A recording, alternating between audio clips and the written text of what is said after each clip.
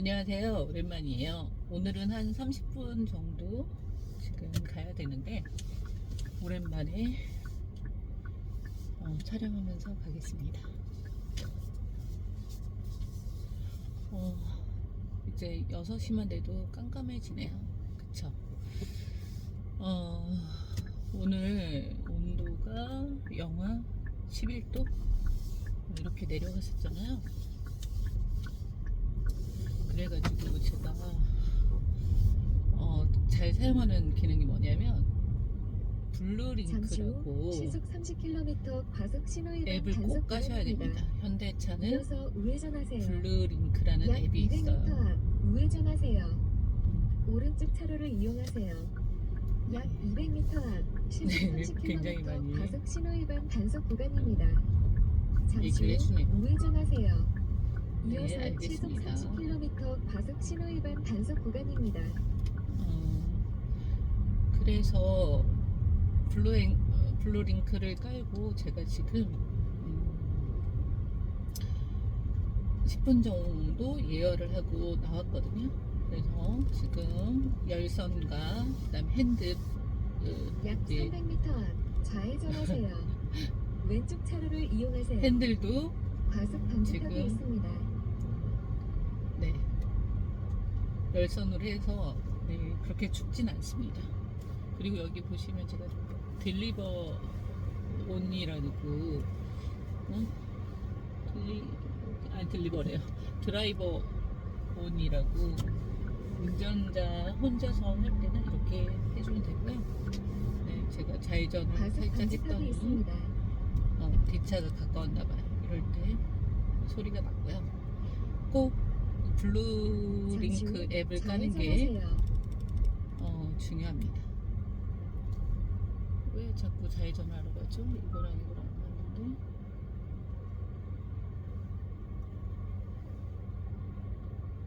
왜일까요? 잠시 후 우회전하세요. 오른쪽 차로를 이용하세요. 뭔가 조금 지금 이상합니다. 저의 맵이 맞는지 갑자기 궁금하네요. 전방에 연석으로 과속 방지턱이 있습니다. 먼저 이렇게 효과음은 너무 클 이 때는 음량으로 좀 줄여주시고 안내할게요. 네, 감사합니다. 제 생각에는 이렇게 해야 될 것 같아요.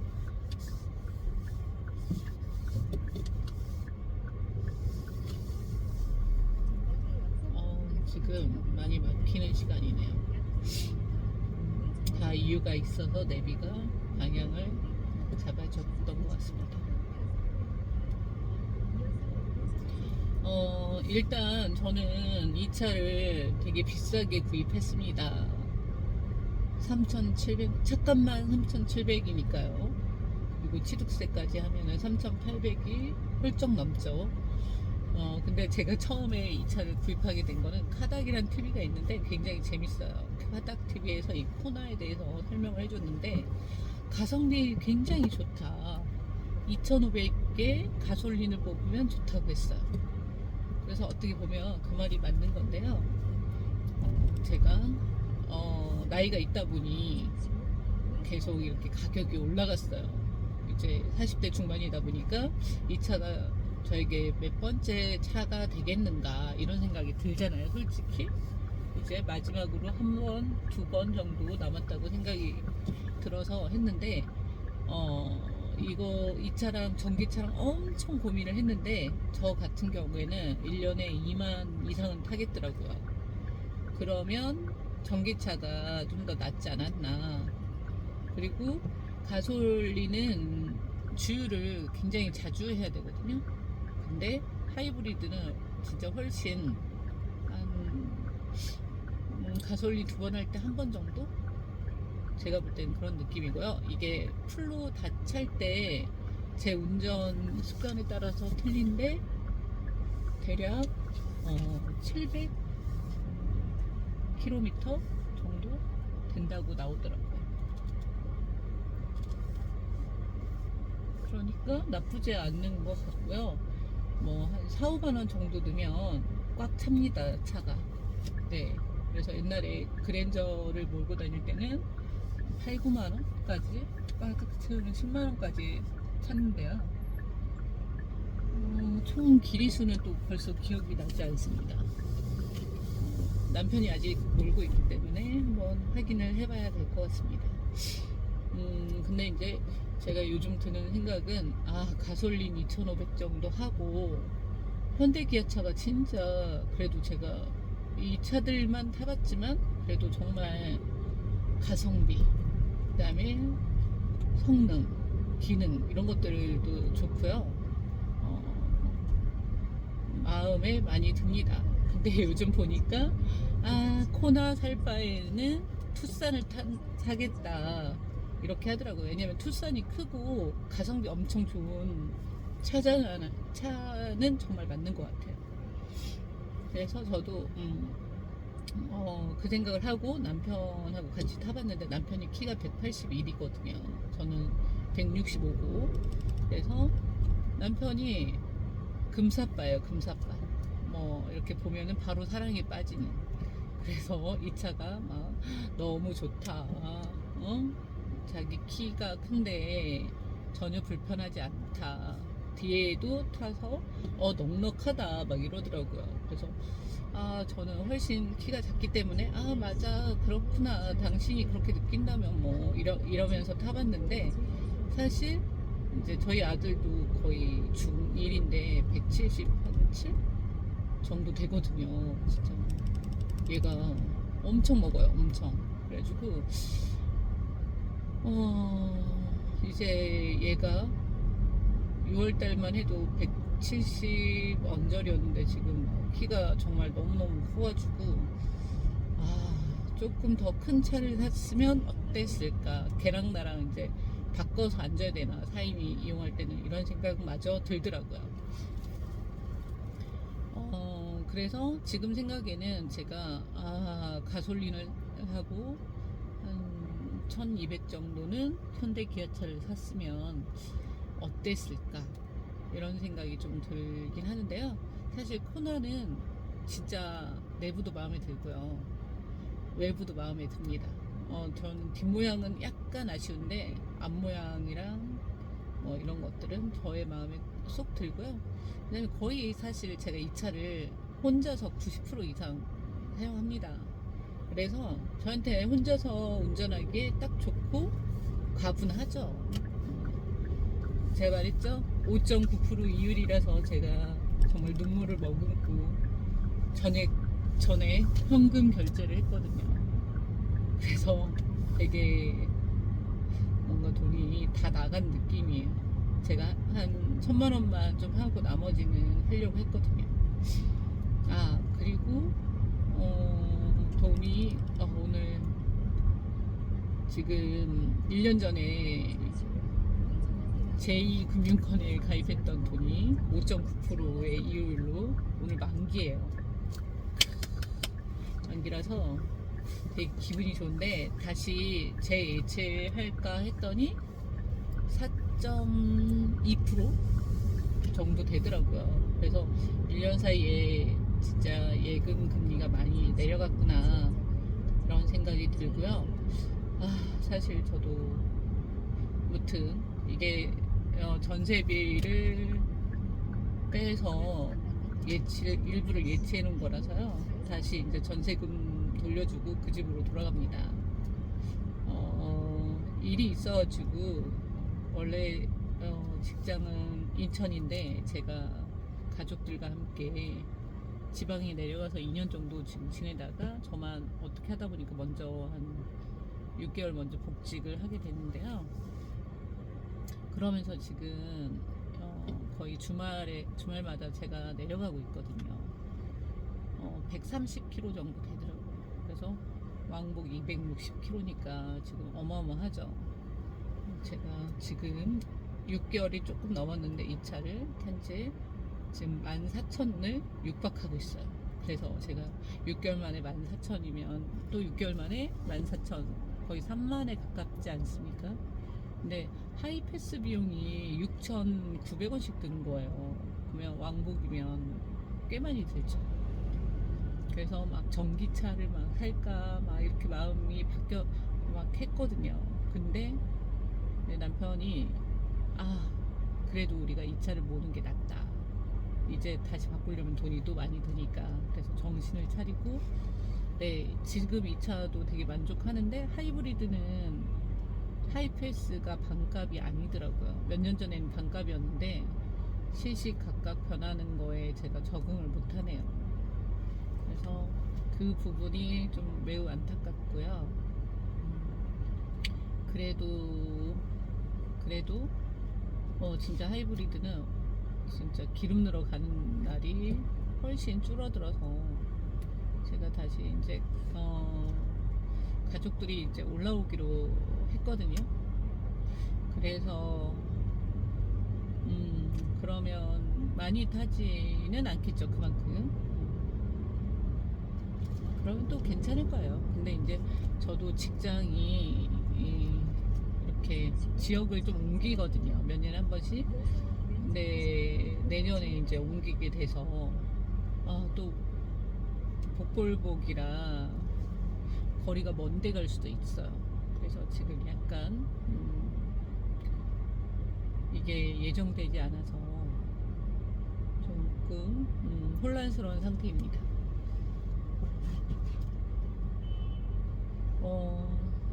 차는 사실은 먼저 사면 안 되더라고요. 집을 산 다음에 차를 사는 게 맞는 것 같고요. 저는 차를 운전을 25살에 배웠거든요. 이제 지방에 살다가 이렇게 인천으로 올라왔는데 직장은 인천인데 언니네 집에 한 1년 지냈었는데 언니네 집에서 저희 직장까지 편도 1시간 40분인 거예요. 거리가. 그래서 저는 또 저희 아빠가 돈이 없을 거라고 착각을 하고 언니한테 얹혀 사는 걸 그냥 이제 이렇게 당연하다 이렇게 생각을 했거든요. 그랬는데 언니네 집에서 저희 직장이 편도 1시간 40분, 왕복 3시간 20분 걸리는 거리였거든요. 그래서 6개월을 다니는데 토가 나올 뻔했습니다. 정말 버스 타고 지하철 타고 버스 타고 뭐 이렇게 계속 하는데요. 그 젊은 나이인데도 너무 힘들더라고요. 그랬더니 언니가 본인의 직장은 걸어서 5분인 거리였거든요. 그래서 저한테 그럼 너 차 가지고 다녀 이러더라고요. 근데 제가 차를 가지고 다니는 게 되게 생각지도 못했어요. 25살에. 언니가 진짜 고마운 거죠. 저에게 그런 경험을 하게 해줬으니. 그래서 그 차를 가지고 9월부터 제가 가지고 다녔는데요. 연수를 10시간 이상 받았어요. 언니가 딱 하는 말이 이거 연수 제대로 안 받고 차 사고 한 번 내면 몇백 깨져. 근데 연수 받는 건 몇십만 원 밖에 안 들거든. 근데 사람들이 그거 아낀다고 차 몰고 다니다가 큰 사고 내서 연수비보다 더 돈이 나간다 이런 말을 하더라고요. 지나고 나면 다 언니 말은 다 옳더라고요. 그래서 언니 말대로 연수를 10시간 들었고요. 또 언니가 손수 저희 직장까지 여기 막 손잡이 있죠. 손잡이에 매달려가지고 경의고속도로 가는데 저한테 50 이상 밟지 말라고 했거든요. 그래서 내가 언니 고속도로는 50 미만으로 다니면 안 되거든. 그거 벌금 내거든. 네, 그랬어요. 그래가지고 그렇게 연습을 집에서부터 직장까지만 5회 이상 하고 또 언니가 한 번 해주고 거의 12시간 정도 연수를 받았던 것 같아요. 그렇게 한 다음에 집에서부터 직장까지만 왔다 갔다 하니까 좀 길을 알겠더라고요. 그때는 제가 운전을 배운 게 21년 전인데 그때만 해도 내비게이션이 그렇게 발달을 하지 않았고 또 비싸서 제가 아마 언니 차에도 없었던 기억이 납니다. 그래서 그렇게 왔다 갔다를 연습하니까 저는 되게 행운한 것 같아요. 이렇게 언니가 하게 해줬고요. 그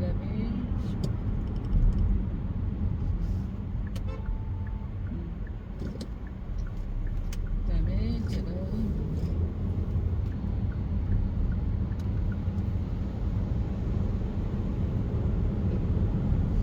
한 번만 연습을 한 다음에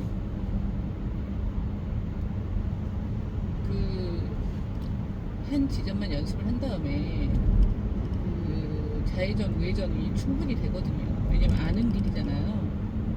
그런 다음에 이제 새로운 곳을 한 군데씩 좀 갔어요. 그런 새로운 데를 갈 때는 어떻게 하냐, 거기 그 지점을 한번, 이제 요즘은 네이버 지도나 뭐 카카오 맵이나 너무 잘 돼 있으니까 티맵 이런 걸 이용해서 그 지점을 이렇게 먼저 인터넷으로 한번 따라서 어떤 길에서 몇 번째에서 좌회전해야 되는지 우회전해야 되는지 이걸 좀 봐야 돼요. 그래서 또 두 번째 지점을 연습을 하고요. 그리고 나서 이제 그리고 나서 내가 좌회전 우회전이 되면 그 다음에는 내비를 켜고 다니는 게 되게 중요하더라고요. 그래서 내비를 킬 때도 요령이 있는데요.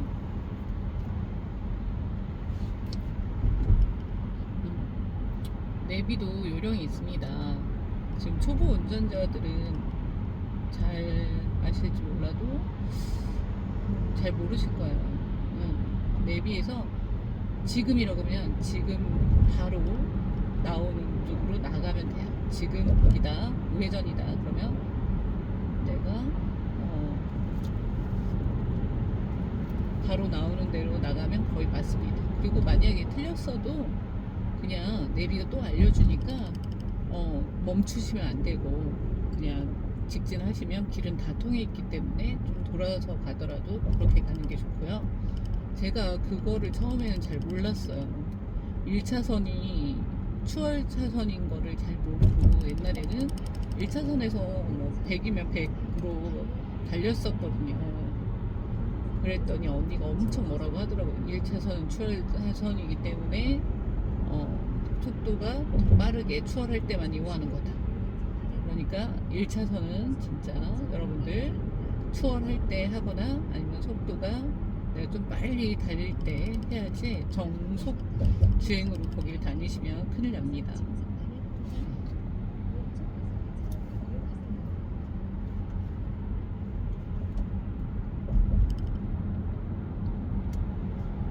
그 다음에 갓길에 주차하면 안 되고요. 안 보이고 속도를 낼 수가 없기 때문에 또 위험한 상황이 펼쳐지더라고요. 그래서 이렇게 운전을 하고 난 다음에 주변에 누구를 태워가지고 연수를 좀 여러 번 충분히 듣는 게 안전한 것 같습니다.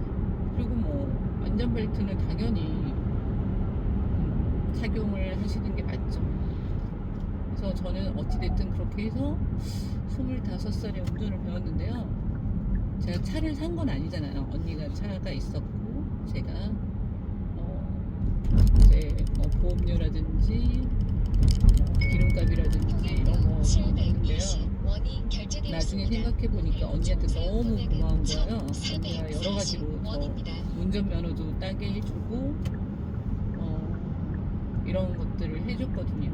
그래서 언니가 결혼할 때 저는 300만 원 축의금으로 냈었습니다. 근데 생각해보면 참 언니가 많이 해준 것 같아요. 네, 25살에 내가 차를 안 사고 운전을 배울 수 있었고, 그 다음에 언니랑 그렇게 살다가 제가 그때는 언니의 고마움을 모르고 언니가 나를 억제한다는 생각에 독립을 꿈꿔가지고 아빠한테 돈을 빌려가지고 인천으로 자취집을 구하게 됐어요. 그게 이제 26살 때인데요. 저는 당연히 언니가 제 자취집을 같이 구해줄 거라고 생각을 했었는데 저희 언니는 절대 그러지 않았어. 이제 너도 성인이 됐으니 네가 알아서 구해라. 사실 생각해보면 언니가 데리고 있었던 것만으로도 매우 감사한 일인데 저는 그때는 좀 서운했었거든요. 근데 언니가 데리고 있을 때 1년간 데리고 있을 때 너 나중에 나에게 생활비를 안 내면 네가 나한테 미안해 할 거야. 그러니까 생활비 내 라고 했거든요. 그래서 그때 아주 사소하게 20만 원을 냈어요. 생각해보면 진짜 언니가 너무 고맙죠. 저희 언니가 현명한 것 같아요. 네. 그래서 그렇게 내고 살았고 그때 운전을 배웠고 그리고 나서 제가